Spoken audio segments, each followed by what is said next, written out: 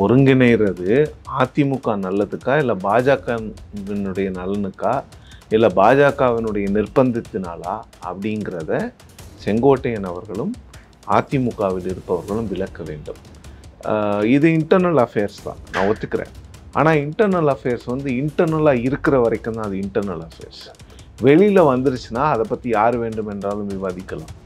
இங்கே நடக்கிறது என்னன்னா, இப்போ வந்து பாஜகவினுடைய தலையீடு இதில் இருக்கிறது என்பது ரொம்ப வெட்ட வெளிச்சமாக தெரியுது.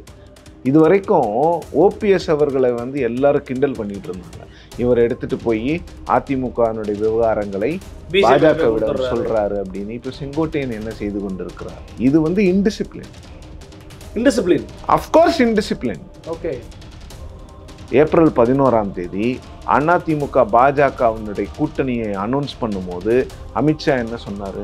இன்டர்னல் அஃபேர்ஸ் ஆஃப் ஏடிஎம்கேல தலையிட மாட்டோம்னு சொன்னாரு. இது என்ன? இப்போ இன்டர்னல் அஃபேர்ஸ்ல தலையிட பாஜக விரும்புதா, இல்லை அதிமுக தலைவர்களே போய் தங்களுடைய பஞ்சாயத்துக்களை அங்கே வைக்கிறாங்களான்னு எனக்கு தெரியல. இதுல பிரச்சனை என்னன்னா, செங்கோட்டையன் வந்து இந்த போர்க்கொடி உயர்த்துறதுக்கெல்லாம் ரொம்ப சாஃப்டான ஒரு பர்சன். இப்போ அப்படி பிஜேபி இவர் பின்னால் இருந்தால் பிஜேபி ஒரு ராங் பர்சனை சூஸ் பண்ணியிருக்காங்க நான் நினைப்பேன். இந்த கருத்தை அவர் மட்டும் வச்சாரா? அவர் கூட 5 பேர் போனாங்கல்ல, அவங்களும் தானே அந்த கருத்தை வச்சாங்க. இவங்களுக்கும் அவருக்கும் என்ன வித்தியாசம்? இவர் பொது வெளியில் அதை பற்றி பேசுகிறாரு, அந்த 5 பேரும் பேசலை, அவ்வளவுதான். ஆனால் அந்த கருத்து தவறு கிடையாது. அந்த கருத்து தவறா இல்லையாங்கிறது வந்து எடப்பாடி பழனிசாமி அவர்கள் தான் முடிவு பண்ணணும். அதிமுக தலைமை ஒரு முடிவு எடுத்திருக்கு. என்ன முடிவு? செங்கோட்டையனை கட்சி பொறுப்புகளிலிருந்து நீக்குவது என்பது அந்த முடிவு. அந்த முடிவை சேலஞ்ச் பண்ற மாதிரி இவர் அமித்ஷா கிட்ட போய் பேசிட்டு வர்றாரு. அப்ப இது யாருடைய லீடர்ஷிப்பை சேலஞ்ச் பண்ணுது? எடப்பாடி பழனிசாமி. அப்ப அவர் என்ன பண்ணணும்? கட்சி விட்டு நீக்கணும். அததான் சொல்றோம். மற்றபடி நீங்க பாத்தீங்கன்னா எம்ஜிஆர் அவர்கள் காலத்தில் கூட பொதுச் செயலாளருக்கும் மற்றவர்களுக்கும் ஒரு கேப் இருக்கும் அந்த கட்சியில். அதான் அந்த கட்சியினுடைய டிஎன்ஏ. அந்த கட்சியினுடைய தொண்டர்கள் அப்படிதான் அந்த கட்சியை ஏற்றுக்கொள்கிறார்கள். அதிமுகவை வலுவிழக்க செய்வதற்கு தான் இந்த கூட்டணியை பாஜக அமைத்திருக்கிறதா அப்படிங்கிற கேள்விதான். இப்பெல்லாம் நடக்கிறதெல்லாம் பார்த்தா அப்படிதான் சந்தேகம் வருது. கூட இருந்தே குழி பறிக்கிறதுன்னு சொல்லுவாங்கல்ல, அந்த மாதிரிதான் பாஜக இவங்களோட கூட்டணிக்கு போயிருக்கோ. இப்படி மட்டும்தான் அதிமுகவை வலுவிழக்க செய்ய முடியும் அப்படிங்கிற கேள்விதான் வருது. சீஃப் மினிஸ்டர் பதவிங்கிறது வந்து இது பதவி கிடையாது, அது வந்து ஒரு இன்ஸ்டிடியூஷன். இப்போ இன்னைக்கு மு.க. ஸ்டாலின் அவர்கள் வந்து ஒரு முடிவு எடுக்கிறாருன்னு வச்சுக்கோங்க. நாளைக்கு அவருக்கு பிறகு வருபவர் அது ஒரு 10 இயர் கழிச்சின்னு கூட வச்சுக்கோங்க, இல்லை 26லன்னே வச்சுக்கோங்க. அவ்வளவு சுலபமாலாம் அந்த முடிவெல்லாம் மாற்றிட முடியாது. அது ஒரு இன்ஸ்டிடியூஷன்.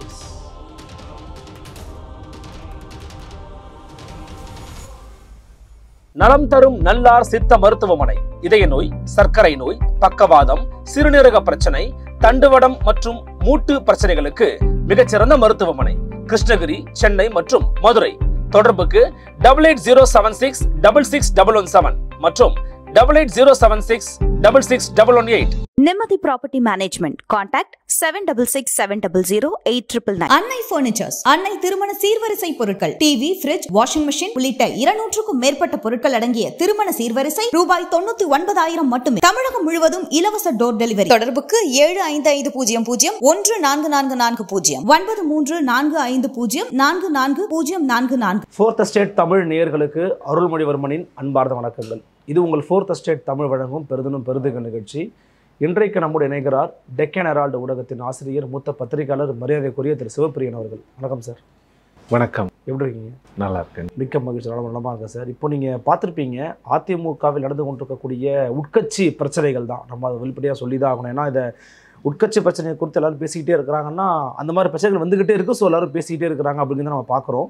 முன்னாள் அமைச்சர் திரு செங்கோட்டையன் அவர்கள் நான் அருத்துவாருக்கு போய் ராமரை பார்த்துட்டு வர போகிறேன்னு சொன்னார். இப்போ சென்னை வந்த பிறகு நான் போய் அமித்ஷாவையும் நிர்மலா சீதாராமன் அம்மையாரையும் பார்த்துட்டு இருந்ததாக ஒரு தகவல் வந்து கொடுக்குறாரு. நான் இங்கே இருக்கிற அரசு நிறுவனங்களை கொடுத்து நான் ஷேர் பண்ணிக்கிட்டேன் அப்படிங்கிறாரு. யார் சார் ராமர்? அமித்ஷா தானோ? இந்த ஷேர் மட்டும் இல்லாமல் அவர் வெள்ளிக்கிழமை ஒரு ப்ரெஸ் கான்ஃபரன்ஸ் வச்சு பேசினார்ல, எல்லாரும் ஒருங்கிணைய வேண்டும் அப்படின்னு. அதை பற்றி பேசினேங்கிறார். ஒருங்கிணைறது அதிமுக நல்லதுக்கா, இல்லை பாஜகவினுடைய நலனுக்கா, இல்லை பாஜகவினுடைய நிர்பந்தத்தினாலா அப்படிங்கிறத செங்கோட்டையன் அவர்களும் அதிமுகவில் இருப்பவர்களும் விளக்க வேண்டும். இது நடந்துட்டு இருக்கும் போதே தம்பிதுரை அவர்களும் டெல்லியில் செய்தியாளர்களை அழைத்து நானும் அமித்ஷாவை சந்தித்தேன் அப்படிங்கிறாரு. அப்போ அதிமுக பஞ்சாயத்துக்களை எல்லாம் அமித்ஷா தான் தீர்த்து வைக்கிறாரா அப்படிங்கிற ஒரு கேள்வி பிரதானமாக எழுகிறது. இப்போ இதை நான் எப்படி பார்க்குறேன்னா, இது இன்டர்னல் அஃபேர்ஸ் தான், நான் ஒத்துக்கிறேன். ஆனால் இன்டர்னல் அஃபேர்ஸ் வந்து இன்டர்னலாக இருக்கிற வரைக்கும் தான் அது இன்டர்னல் அஃபேர்ஸ். வெளியில் வந்துருச்சுன்னா அதை பற்றி யார் வேண்டுமென்றாலும் விவாதிக்கலாம். இங்கே நடக்கிறது என்னன்னா, இப்போ வந்து பாஜகவினுடைய தலையீடு இதில் இருக்கிறது என்பது ரொம்ப வெட்ட வெளிச்சமாக தெரியுது. ஆனால் முழு பூசணிக்காயை சோத்தில் மறைக்கிற மாதிரி பாஜக தலைவர்கள்லாம் நேற்று இரவிலிருந்து என்ன பேசிக்கிட்டு இருக்காங்க, அது பாஜகவினுடைய ஆதரவாளர்களாக இருக்கட்டும், அதிமுகவினுடைய ஆதரவாளர்கள், பாஜகவினுடைய தலைவர்கள், அப்படிப்பட்ட ஒரு சந்திப்பே நடைபெறவில்லை, அது எல்லாமே பொய், அந்த மாதிரி ஒரு விஷயமே நடக்கலை, தமிழக ஊடகங்கள் எல்லாமே வந்து விலை போயிட்டாங்க திமுக கிட்ட. இப்போ செங்கோட்டையன் சொல்கிறது உண்மையா, நீங்கள்லாம் சொன்னது உண்மையா? இதில் இன்னொரு ஒரு பேட்டர்னே இருக்குது. அமித்ஷாவை பார்க்குறதுங்கிறது ரொம்ப இயல்பாக நடக்கிற ஒரு விஷயம். அது ஏன் அவ்வளோ சீக்ரெட்டிவாக ஏடிஎம்கேல எல்லாரும் போகிறாங்கன்னு தெரிய மாட்டேங்குது. எடப்பாடி பழனிசாமி அவர்கள் கூட ரொம்ப ஓப்பனாக, ஆமாங்க உள்துறை அமைச்சரை பார்க்க போகிறேன்னு சொல்லிட்டு போயிருக்கலாம். அவரும் வேறு ஒரு காரணத்தை சொல்லி, பட் எடப்பாடி பழனிசாமி அவர்களுடைய மீட்டிங்காவது அட்லீஸ்ட் ஃபோட்டோஸ்லாம் வெளில வந்துச்சு. செங்கோட்டையன் அவர்களுக்கு ஃபோட்டோ கூட வரல. அதுவும் செங்கோட்டையன் அவர் சொல்கிறாரு பாருங்க ஒரு ரீசனு, ஏற்காடு எக்ஸ்பிரஸ்ஸு ஈரோட்லேருந்து கிளம்புது, அந்த ஏற்காடு எக்ஸ்பிரஸ்ஸு டைம் மாற்ற சொல்லி இவர் கேட்டாராம்.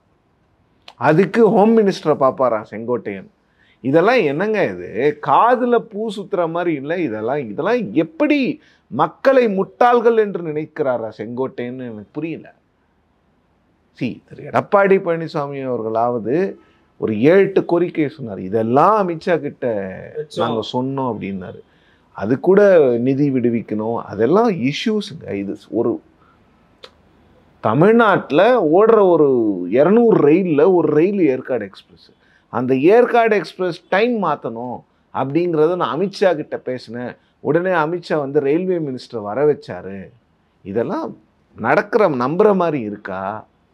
நம்புற மாதிரி இல்லையா? அப்போ இல்லை சார், என்னன்னா இப்போ அவர் ஏற்காடு எக்ஸ்பிரஸ் ட்ரெயின் மாத்துறதுக்கு ஒரு லெட்டர் எழுதுனா போதும், அமித்ஷா வரும்போது சொன்னா போதும். கரெக்டாக அவர் ஹரித்வார் போயிருக்கிறாரு. அப்போ டெல்லியில் இறங்கும் போது அவங்க மீட் பண்ணி டைம் கொடுத்துருக்காங்க. வேறு எப்பயோ கேட்டிருப்பார் போல் இருக்கு. அப்போ டைம் கொடுத்துருக்காங்க. சரி போய் இந்த கிடைச்ச கேப்பில் மீட் பண்ணிருக்காரு. அவர் வந்து நாட்டினுடைய உள்துறை அமைச்சருங்க, அவருக்கு என்ன வேற வேலையே இல்லையா? செங்கோட்டையன் எத்தனை மணிக்கு கிளம்புனாரு கோயம்புத்தூரில், செங்கோட்டையன் எத்தனை மணிக்கு டெல்லியில் இறங்க போகிறாருன்னு ட்ராக் பண்ணி அவங்க ஆஃபீஸில் இவருக்கு அப்பாயின்மெண்ட் கொடுப்பாங்களா? அருள்மொழிவர்மன், இது அரசியல். நீங்கள் வந்து வெளிப்படையாக இருப்பது தான் நல்லது. அதிமுகவினுடைய பஞ்சாயத்துகளை அமித்ஷா ஏன் தீர்த்து வைக்கிறார்? இதுவரைக்கும் ஓபிஎஸ் அவர்களை வந்து எல்லாரும் கிண்டல் பண்ணிட்டு இருந்தாங்க. இவர் எடுத்துட்டு போய் அதிமுகவினுடைய விவகாரங்களை பாஜகவிடம் சொல்றாரு அப்படின்னு. இப்போ செங்கோட்டையன் என்ன செய்து கொண்டிருக்கிறார்? இது வந்து indiscipline. Of course indiscipline. Okay, Sengottaiyan மீது அதிமுக நடவடிக்கை எடுக்கணும். ஏற்கனவே எடுத்துட்டாங்களே சார், பொறுப்புகளை வர பிடுங்கிட்டார் எடப்பாடி. பொறுப்புகளை பிடுங்குவதல்ல, அவர் பண்ணியிருக்கிறது என்ன? நான் என்ன சொல்ல வரேன்னா, போன வெள்ளிக்கிழமை நீங்கள் ஒரு ப்ரெஸ் மீட்டை கூப்பிட்டு என்ன சொல்கிறீங்க? கட்சியை ஒருங்கிணைக்கணும், பிரிந்து சென்றவர்களை அழைத்து கொண்டு வர வேண்டும் சொல்கிறீங்க. மறுநாள் அவரை கட்சி பொறுப்புலேருந்து நீக்கிறீங்க. இது கட்சிக்குள்ள கட்சி தலைவரை, பொதுச் செயலாளரை ஒரு பொதுவெளியில் அவர் வந்து ஒரு கோரிக்கை வைத்தார். அந்த கோரிக்கைக்காக நீங்கள் அவரை கட்சி பொறுப்புகளிலிருந்து நீக்கினீர்கள். அதுவே ஒரு இன்டிசிப்ளின் நீங்கள் பார்த்தீங்க.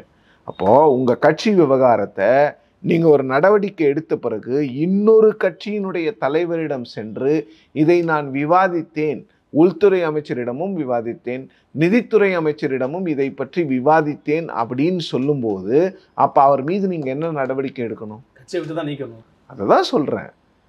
அப்போ நீங்கள் நீக்கலைன்னா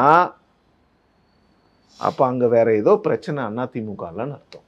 செங்கோட்டையன் மட்டும் பிரச்சனை இல்லைன்னு அர்த்தம். சரி, இது வந்து முழுக்க இன்டிசிப்ளின்ங்க. இதை வந்து நீங்கள் எப்படி ஏற்றுக்கொள்ள முடியும்? இல்லை இத்தனைக்கும் இதுக்கு முன்னாடியாவது அவங்க அலையன்ஸில் இல்லாமல் இவங்க இப்படிலாம் போய் பண்ணாங்கன்னா பாஜக ஏதோ ட்ரை பண்ணுதுன்னு சொல்லலாம். இதில் அப்படிப்பட்ட சந்தேகம் உங்களுக்கு இருக்குதா சார்? அலையன்ஸில் தான் இருக்குது பாஜக. அமித்ஷா வந்து சொல்கிறார் எடப்பாடி தான் இங்கே தலைமையை வகிக்கிறாருன்னு சொல்கிறாரு. இதில் பேசிக்கலான விஷயம், அதிமுக ஒருங்கிணைப்புங்கிறது இன்டர்னல் இஷ்யூவா எக்ஸ்டர்னல் இஷ்யூவா? Internal issue. அந்த முடிவு எடுக்க வேண்டிய ஆள் யார்? எடப்பாடி பழனிசாமி அவர் மட்டும் தானே? அவரும் அவர்களுடைய கட்சி தலைவர். ஆமாம். பொதுச் செயலாளர் ஒருத்தர் இருக்கிறாரு, துணை பொதுச் செயலாளர், இணை பொதுச் செயலாளர்கள் இருக்காங்க, இல்ல ஒரு மாவட்ட செயலாளர்கள் கூட்டம், ஒரு பொதுக்குழு, செயற்குழு கூட்டி அவங்க எடுக்க வேண்டியது. ஏப்ரல் 11ஆம் தேதி அதிமுக பாஜகவினுடைய கூட்டணியை அனௌன்ஸ் பண்ணும்போது அமித்ஷா என்ன சொன்னாரு? இன்டர்னல் அஃபேர்ஸ் ஆஃப் ஏடிஎம்கேல தலையிட மாட்டோம்னு சொன்னாரு. இது என்ன? அப்போ இன்டர்னல் அஃபேர்ஸ்ல தலையிட பாஜக விரும்புதா இல்ல அதிமுக தலைவர்களே போய் தங்களுடைய பஞ்சாயத்துக்களை அங்க வைக்கிறாங்களான்னு எனக்கு தெரியல. இது என்னன்னா, இது வந்து ஒரு கட்சி தலைமை மீது பொற்கொடி உயர்த்துறதுங்க. இது செங்கோட்டையன் போன்றவர்கள் இதை செய்யும் பொழுதுதான் இது ஒழுங்கீனம் அப்படிங்கிற இடத்துல வருது. இது இன்டிசிப்ளினா தான் நான் பாக்குறேன். நீங்க கட்சிக்கு கட்டுப்பட்ட ஒரு ஆளா இத்தனை நாட்கள் இருந்தீர்கள்.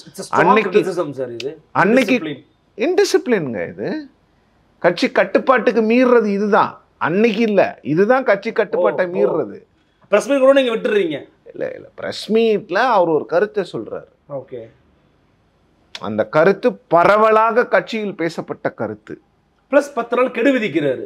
அது தப்பு. அது தப்பு. அதுவும் ஒரு இன்டிசிப்ளின்.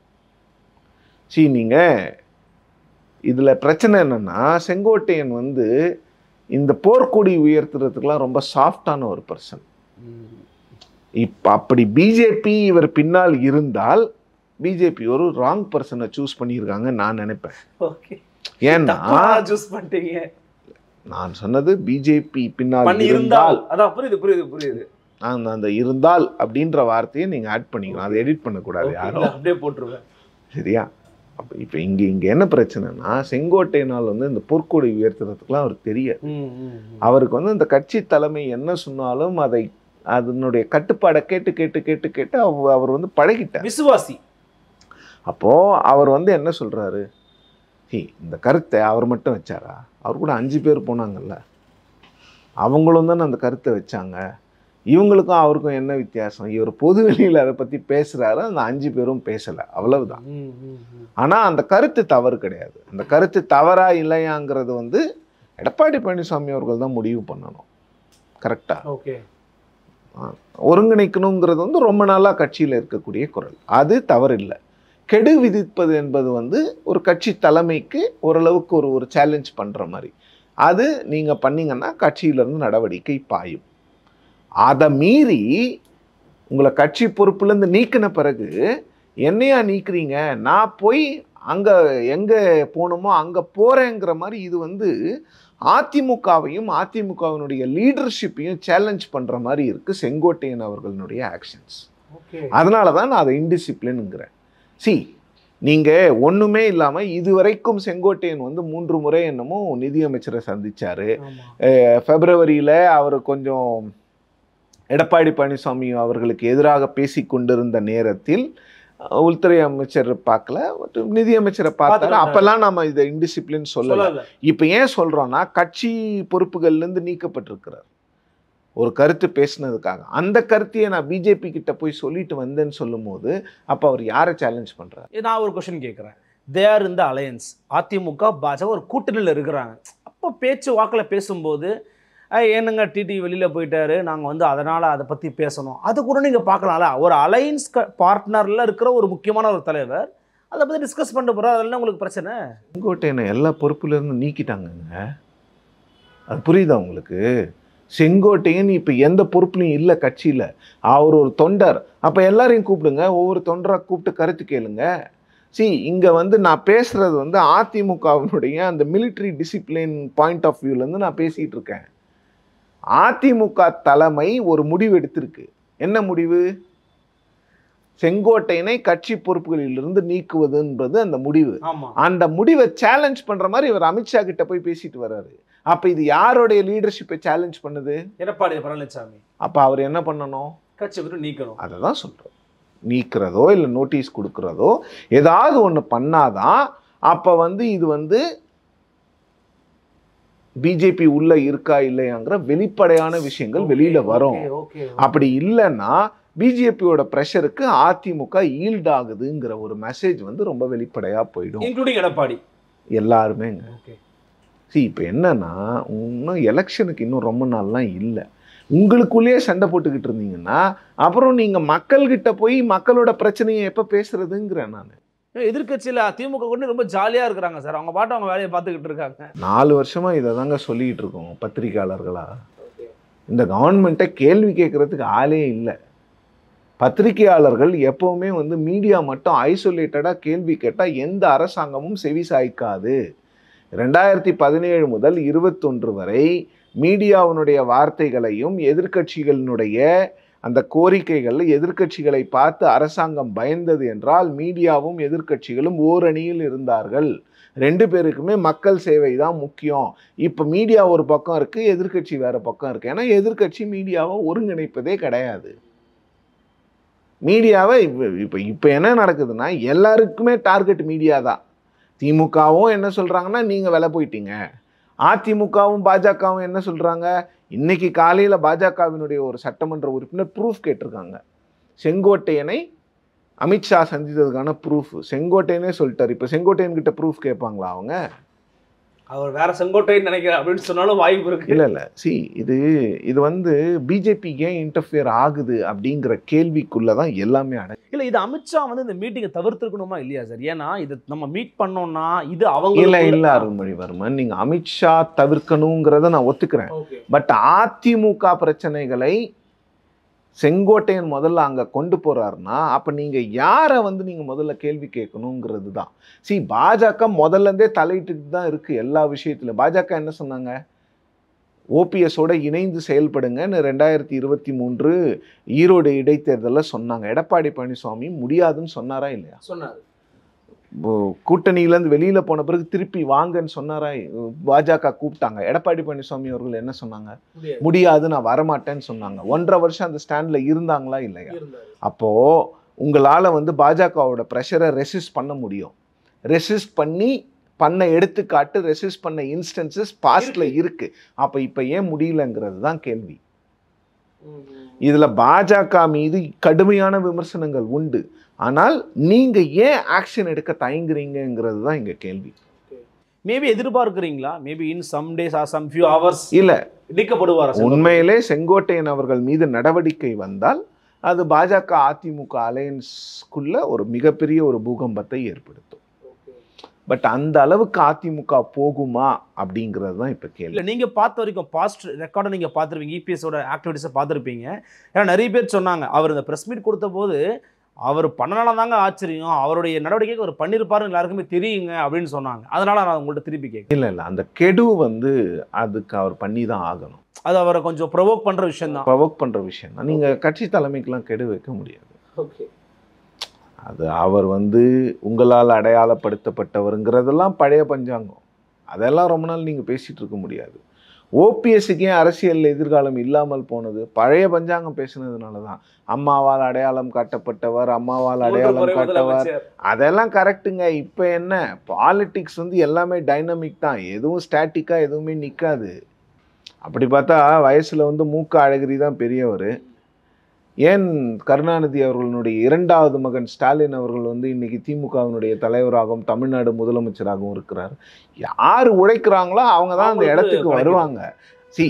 இந்த விஷயத்தில் நீங்கள் அதிமுக ஜெயலலிதா அவர்களுடைய மறைவுக்கு பிறகு எடுத்துக்கொண்டீர்கள் என்றால் அந்த கட்சிக்காக முழுக்க உழைச்சது எடப்பாடி பழனிசாமி மட்டும்தாங்க, வேற யாருமே இல்லை. அவர் 2-3 எக்ஸாம்பிள் நான் ஏன் வந்து அவர் ஆக்ஷன் எடுக்கணும்னு சொல்றதுக்கு காரணம் இதெல்லாம் தான்.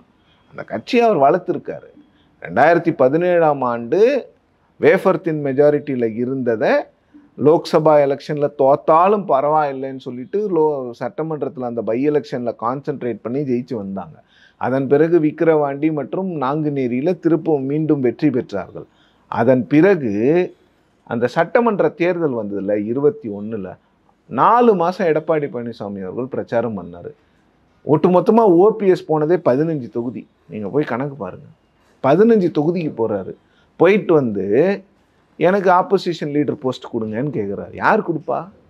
உழைக்காமலே வந்துருமா? செங்கோட்டையன் அவர்களுக்கு கூட என்ன பங்குன்னு கேட்குறேன். இல்ல அவர் வந்து அந்த பகுதியில ரொம்ப ஸ்ட்ராங்கான லீடரு. ஈரோடு டிஸ்ட்ரிக்ட்ல மட்டும் தானே. நான் ஏற்கனவே உங்ககிட்டே சொல்லியிருக்கேன், செங்கோட்டையன் அவர்களை வச்சு பிஜேபி எதனா பிளான் பண்ணாங்கன்னா இட் வில் எண்ட் இன் ஃபெயிலியர்னு தான் சொன்னேன். ஏன்னா அவர் வந்து மாஸ் லீடர்லாம் கிடையாது, க்ரௌட் புல்லரும் கிடையாது. அந்த டிஸ்ட்ரிக்ட்ல க்ரௌட் புல் பண்ணுவாருங்க. காலம் பதில் சொல்லும், பொறுத்திருந்து பாருங்க. காலம் பதில் சொல்லிட்டே இருக்காரு. இல்ல இப்போ எடப்பாடி பழனிசாமி அவர்களுக்கே வந்து ஏன் கூட்டம் கொடுக்கிறது என்றால் அவர் அதிமுகவினுடைய பொதுச் செயலாளர். அவர் தமிழ்நாட்டின் முதலமைச்சராக 4 ஆண்டு காலம் இருந்தவர். அதிமுகவினுடைய இன்றைய முகம் எடப்பாடி பழனிசாமி, அவ்வளவுதான். அந்த கட்சியோட ஸ்ட்ரக்சர்ல ஒருத்தருக்கு மட்டும்தான் இம்பார்ட்டன்ஸ். இப்போ திமுக மாதிரி ஒரு கட்சி எடுத்துக்கிட்டிங்கன்னா அங்கே கருணாநிதி அவர்களுக்கும் இம்பார்ட்டன்ஸ் இருக்கும், அன்பழகனுக்கும் இம்பார்ட்டன்ஸ் இருக்கும், ஆற்காடு வீராசாமிக்கும் இம்பார்ட்டன்ஸ் இருக்கும். ஓகே, அது அந்த ஹைரார்க்கியில் 3 பேருக்கு அந்த தலைவர், பொதுச் செயலாளர், பொருளாளர், அந்த மாதிரி ஒரு இம்பார்ட்டன்ஸ் இருக்கும். பட் அதிமுகவினுடைய டிஎன்ஏலே வந்து அந்த பொதுச் செயலாளர் மட்டும்தான் வந்து ரொம்ப பவர்ஃபுல்லான பர்சன். பிரசிடியம் சேர்மன் அப்படிங்கிறவர் வந்து பொதுக்குழு கூடும்போது மட்டும்தான். அவை தலைவர்னு சொல்றது என்னன்னா, அந்த பொதுக்குழு கூட்டுறதுக்கு பொதுக்குழு பொதுச் செயலாளரை அந்த தேர்தல் நடத்துறதுக்கு இந்த மாதிரி விஷயங்களுக்கு மட்டும்தான் அவை தலைவர். மற்றபடி நீங்க பார்த்தீங்கன்னா எம்ஜிஆர் அவர்கள் காலத்தில் கூட பொதுச் செயலாளருக்கும் மற்றவர்களுக்கும் ஒரு கேப் இருக்கும் அந்த கட்சியில். அதான் அந்த கட்சியினுடைய டிஎன்ஏ. அந்த கட்சியினுடைய தொண்டர்கள் அப்படிதான் அந்த கட்சியை ஏற்றுக்கொள்கிறார்கள், அப்படிதான் அந்த கட்சியை பார்ப்பாங்க. அந்த கட்சியில் எப்போவுமே என்னன்னா டாப்ல இருந்து தான் ஆர்டர்ஸ் வரும். கீழே வந்து டிஸ்ட்ரிக்ட் செக்ரட்டரியா இண்டிபெண்டா எதையுமே செய்ய யாருக்குமே பழக்கம் கிடையாதுங்க. அந்த மாதிரி கட்சி இல்லை அது. இந்த இடத்துல கூட்டம் போடுங்கன்னா இந்த இடத்துல கூட்டம் போடுவாங்க. ஏனென்றால் ஜெயலலிதா அவர்கள் இருக்கும் பொழுது வேட்பு மனு கூட நீங்க தலைமையில சொல்ற அன்னைக்கு தான் போய் பண்ணணும். அந்த டைம்ல தான் எல்லாரும் பண்ணுவாங்க. 39 பேர் நாடாளுமன்றத்துக்கு நிற்கிறாங்கன்னா 12-2ன்னு குறிச்சு கொடுத்தாங்கன்னா 12-2க்கு போகணும். அந்த கட்சிக்காரங்க அப்படியே வளர்ந்துட்டாங்க. அது அந்த கட்சி அப்படிதாங்க இருக்கும். அந்த கட்சியோட ஸ்ட்ரக்சர் அப்படிதான் இருக்கும். இப்போ காங்கிரஸ் எடுத்துக்கோங்க, அவங்கவுங்க இஷ்டத்துக்கு போய் வேட்புமனு தாக்கல் பண்ணுவாங்க. பிஜேபியும் அதே மாதிரி தான், யாரும் ஒரே நாள். பட் அதிமுகவுக்கு அது ஒரு ஸ்ட்ரக்சர் இருக்கு. அதனால தான் இவ்வளவு கேள்விகளும் வருகிறது. இல்லை, நீங்கள் சொன்னீங்க இது ஒரு வேளை நடவடிக்கை எடுத்தாருன்னா இந்த கூட்டணிக்குள்ள பூகம்பம் உருவாக வாய்ப்பு இருக்கு அப்படின்றீங்க. ஏன் அப்படி ஒரு வார்த்தையை சொல்றீங்க? ஏன்னா இவர் வந்து தன்னை அசர்ட் பண்ணிக்க ஆரம்பிச்சாருன்னா பிஜேபி கொஞ்சம் பயப்படுவாங்க. நான் ஏற்கனவே சொன்ன மாதிரி ஏற்கனவே வந்து அவர் வந்து என்டாஸ் பண்ணிட்டாங்க. என்டாஸ் பண்ணிட்டீங்கல்ல, அப்புறம் எடப்பாடி பழனிசாமி கிட்ட மட்டும் டீல் பண்ண வேண்டியதானே. செங்கோட்டையனை ஏன் கூப்பிடுறீங்க? அவர் அப்பாயின்மெண்ட் கேட்டால் கம் த்ரூ இயர் ஜெனரல் செக்ரட்டரின்னு சொல்லுங்கள். இப்போது ஒரு எக்ஸாம்பிள் எடுத்துப்போம். காங்கிரஸுக்கும் திமுகவுக்கும் கூட்டணி இருக்குது. ஸ்டாலின் அவர்கள்கிட்ட கேட்காம டிஆர் பாலு அப்பாயின்மெண்ட் கேட்டால் ராகுல் காந்தி கொடுப்பாருன்னு நினைக்கிறீங்க? கொடுப்பாரா இல்லையா? வாய்ப்பே இல்லை. அதுதான் எக்ஸாம்பிள். அப்போ ஏன் கொடுக்குறாருன்னு கேட்குறாங்க. அப்போ ஏன் நீங்கள் எடப்பாடி பழனிசாமியை பைபாஸ் பண்ணணும்னு பிஜேபி நினைக்குது? அண்டர் எஸ்டிமேட்டிங் இபிஎஸ்ல they want to send some message to EPS. அது ஏன் தான் நான் கேட்குறேன். ஓகே, கூட்டணி அந்த கட்சி தான் இம்பார்ட்டன்ட்டு. அந்த கட்சியினால நேற்று அண்ணாமலை அவர்களும் என்ன சொல்லியிருக்காரு, 2026க்கு எங்களுக்கு அதிமுக வேணும், எங்களால் பிஜேபியால் தனித்து ஜெயிக்க முடியாது, எங்களால் we can't make any difference, அதனால தான் நாங்கள் ஏடிஎம்கேயோட கூட்டணிக்கு போயிருக்கோம் சொல்கிறாங்களா இல்லையா? அப்போது அந்த கட்சியை நீங்கள் மதிக்கணுமா இல்லையா?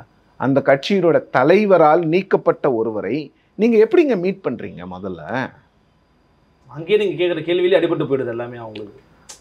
இப்போ செங்கோட்டையன் வந்து எந்த பொறுப்புலையும் நீக்கப்படலை. இந்த பழைய அமைப்பு செயலாளரா மாவட்ட செயலாளராக இருக்கிறார், ஒரு மூத்த தலைவராக இருக்கிறாரு, பாஜக தலைவர்களுக்கு நெருக்கமானவர். அப்படின்னும் போது அவருக்கு கட்சியில் பிரச்சனை இல்லாத போது நீங்கள் அவர் அப்பாயின்மெண்ட் கேட்கும் போது நீங்கள் பேசுனீங்கன்னா பெருசாக தெரியாது. ஏற்கனவே போயிருக்காரு வேற, அதுவே தப்புங்கிறேன். நான் அதுதான் சொல்கிறேன். நீங்கள் இப்போ எஸ்பி வேலுமணி, தங்கமணி, நத்தம் விஸ்வநாதன், சிவி சண்முகம், இன்னொருத்தர் 5 பேர் வந்து 2023 செப்டம்பரில் பெங்களூரில் 2 பேர், திருவனந்தபுரத்தில் 2 பேர் ஃப்ளைட் ஏறி டெல்லிக்கு போனாங்க.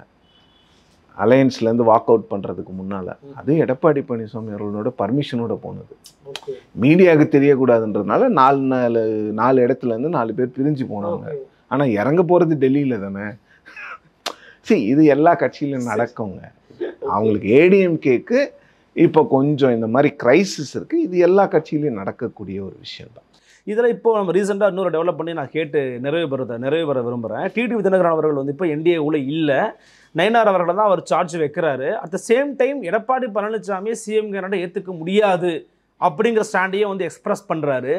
என்டிஏ கொஞ்சம் கலகலத்து போயிருக்கோம் தமிழ்நாட்டில். என்டிஏ இல்லையே, இப்போ பாஜகவும் அதிமுகவும் மட்டும்தான் என்டிஏல இருக்குது. அதுதான் இங்கே பிரச்சனை.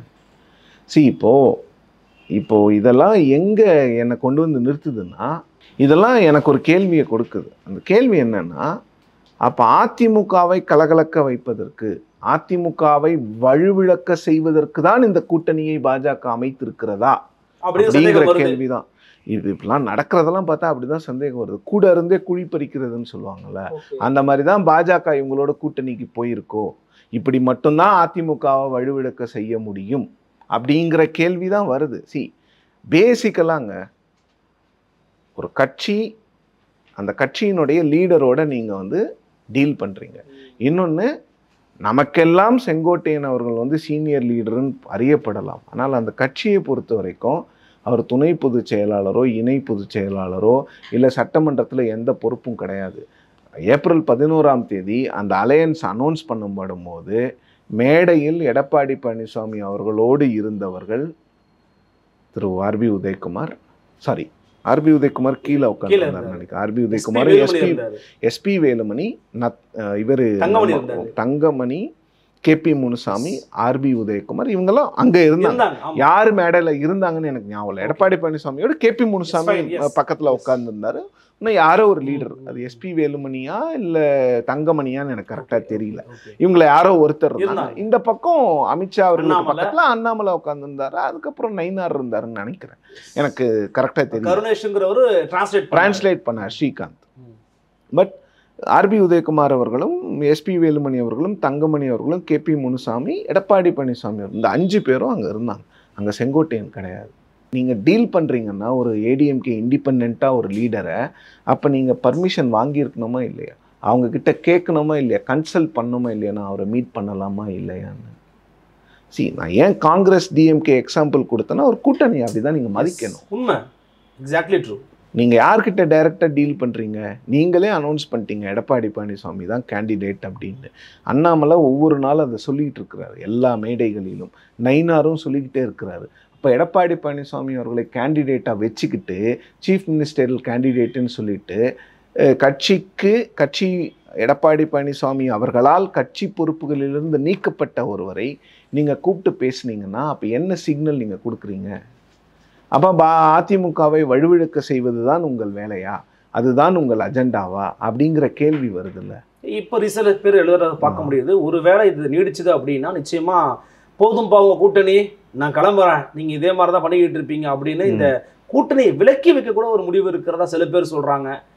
அந்த மாதிரி தான் உங்களுக்கு தோணுதா? இல்லை, அந்த மாதிரி முடிவுகளுக்கான அச்சாரம் போடணும்னா செங்கோட்டையின் மீது ஏதாவது நடவடிக்கை இருந்தால்தான் அதுக்கான விஷயத்தை பேசவே முடியும். ஏன்னா இங்க ஒரு ஆக்ஷன் இருக்கணும்ல. ஓகே, இப்போ இதையே அவங்க கடந்து போயிட்டாங்கன்னா அதிமுகவில், அப்போ வேற ஒண்ணுமே இல்லையே.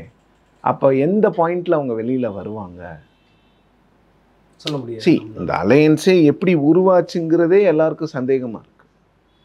திடீர்னுங்க அவர் வந்து ரொம்ப திமுகவை வீழ்த்த வேண்டும் என்ற ஒற்றை புள்ளியெல்லாம் கரெக்டு.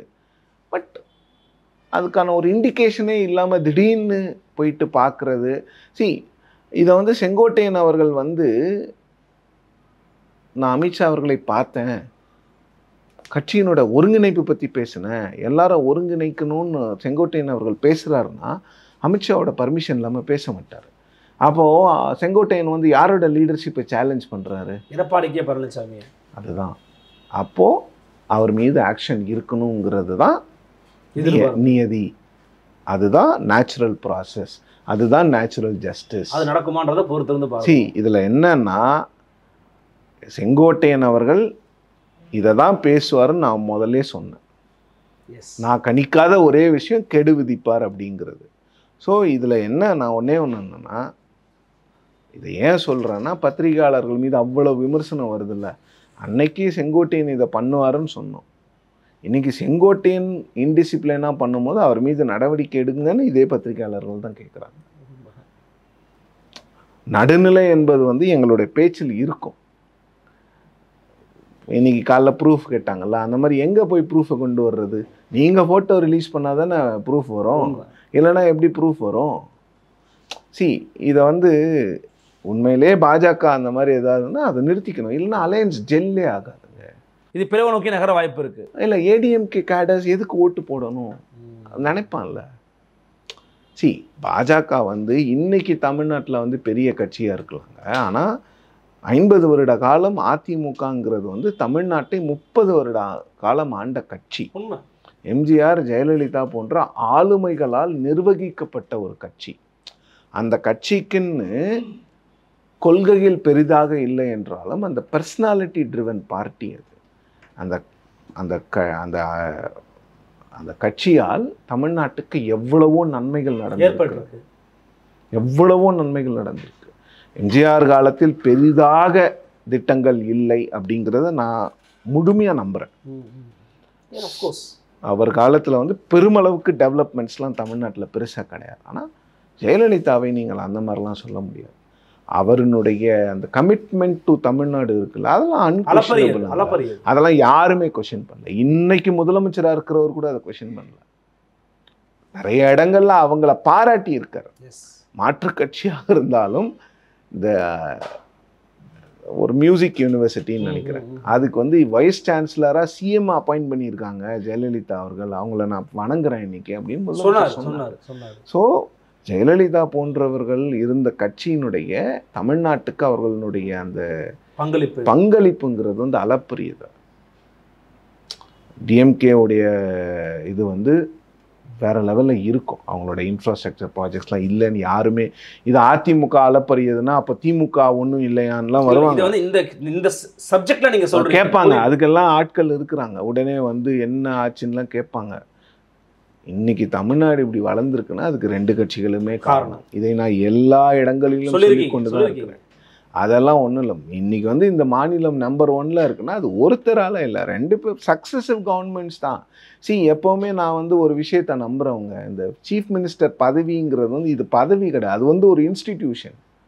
இப்போது இன்னைக்கு மு.க. ஸ்டாலின் அவர்கள் வந்து ஒரு முடிவு எடுக்கிறாருன்னு வச்சுக்கோங்க, நாளைக்கு அவருக்கு பிறகு வருபவர் அது ஒரு 10 இயர் கழிச்சின்னு கூட வச்சுக்கோங்களேன், இல்லை 26லன்னே வச்சுக்கோங்க, அவ்வளோ சுலபமாலாம் அந்த முடிவெல்லாம் மாற்றிட முடியாது. அது ஒரு இன்ஸ்டிடியூஷன்.